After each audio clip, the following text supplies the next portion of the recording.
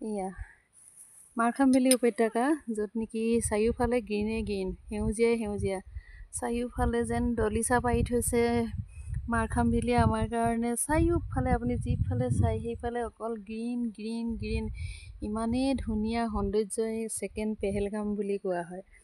চাওকচোন কি ধুনীয়া। মই হয়তো ইমানখিনি আপোনালোকক ক'ব জনা নাই, আৰু মোৰ কেমেৰাত হয়তো ভালদৰে আপোনালোকে দেখা নাপাবও পাৰে। নিজৰ চকুৰে দেখিলেতো আপোনালোকেও মোৰ দৰে থৰ হৈ যাব।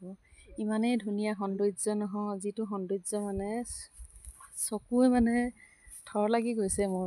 ইমান ধুনীয়া সৌন্দৰ্য, ইমান ধুনীয়া সৌন্দৰ্য। মোৰ অহা দেৰি হ'ল, গুৱাহাটীৰ পৰা ওলাওঁতে মোৰ অলপ দেৰি হ'ল। তাৰপিছতে আহি পাওঁতে আধা ৰাস্তাতে আমাৰ ৰাস্তাও বেয়া আছিল, সেয়েহে আহি পাওঁতে আমাৰ প্ৰায় 5টা বাজিলে। এতিয়া 5টা বজাত যিহেতু এনেও ইয়াত সূৰ্যটো অলপমান কমেই ওলায় আৰু কম দেখা পায়, আৰু এতিয়াতো 5টা বাজি যোৱাৰ পিছততো আৰু দেখা পোৱা নাযায়, সেয়েহে অলপ আন্ধাৰ আন্ধাৰ দেখা পাব পাৰে। কিন্তু ইয়াৰ যিটো সৌন্দৰ্য আপোনালোকে উপভোগ কৰি আচৰিত পাব। এবাৰ যদি আহে নহয় আপোনালোকে উপভোগ কৰিব দেই। শ্বিলঙৰ ফালে আহিলে বহুত ধুনীয়া মাৰখাম ভেলী হয়। ঠিক আছে, আজিলৈ আহোঁ, বাই।